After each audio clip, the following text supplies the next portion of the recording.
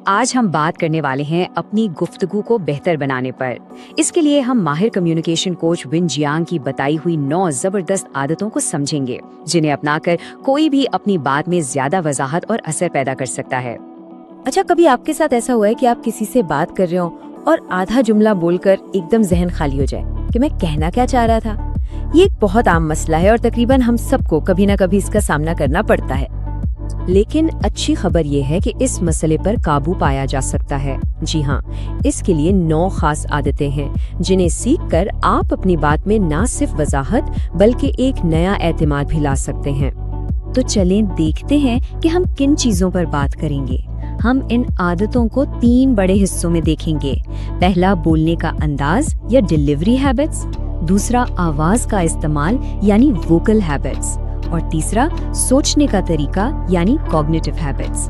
और आखिर में हम इस सब के पीछे जो असल मकसद है उसे समझेंगे कि बात सिर्फ बोलने की नहीं बल्कि लोगों से एक मजबूत ताल्लुक बनाने की है। चलें तो सबसे पहले बात करते हैं बोलने की आदत की, यानी वो तरीके जिनसे हम अपने अल्फाज के बहाव और उनके असर को कंट्रोल कर सकते हैं।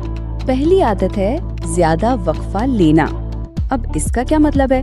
देखिए, जिस तरह लिखने में हम पैराग्राफ बनाते हैं ताकि पढ़ने वाले को आसानी हो, इसी तरह बोलने में वक्फे यानी पॉजेज आपके ख्यालात को अलग अलग करते हैं। इससे सुनने वाले को आपकी बात समझने का वक्त मिलता है और सच पूछे तो इससे आप ज्यादा पुरएतमाद भी लगते हैं। दूसरी आदत है अहम बातों पर अपनी रफ्तार को कम करना। सोचें, अगर आप हर वक्त एक ही तेज रफ्तारी से बोलते रहें तो सुनने वाले के लिए हर बात एक जैसी होगी। लेकिन जब आप किसी खास नुक्ते पर आकर थोड़ा आहिस्ता बोलते हैं तो ये बिल्कुल एक हाइलाइटर की तरह काम करता है।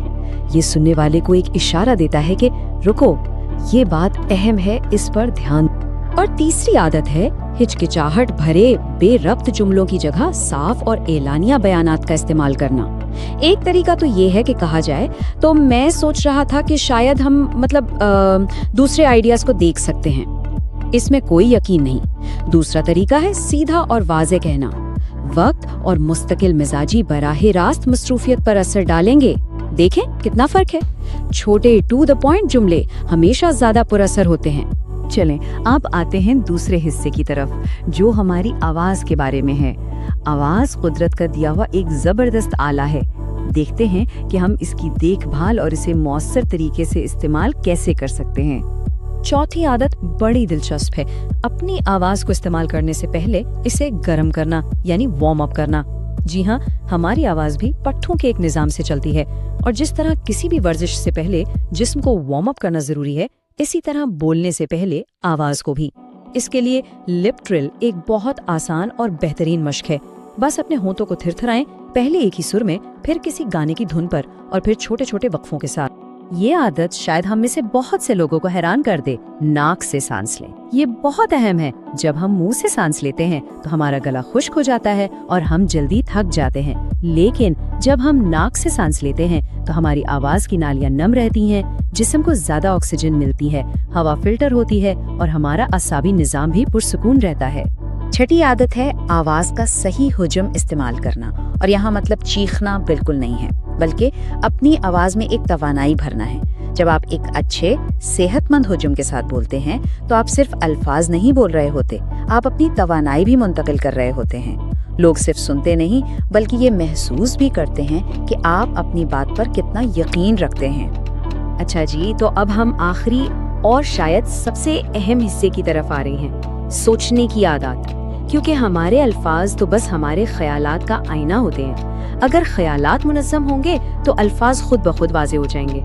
7वीं आदत है एक वक्त में एक ही सोच को मुकम्मल करना। जो लोग बेहतरीन गुफ्तगू करते हैं वो कभी भी एक साथ कई बातें नहीं सोचते। वो एक ख्याल शुरू करते हैं, उसे मुकम्मल करते हैं और फिर एक छोटा सा वक्फा लेकर अगले ख्याल की तरफ बढ़ते हैं। इससे उनकी बात कभी बिखरती नहीं और सुनने वालों के लिए समझना बहुत आसान हो जाता।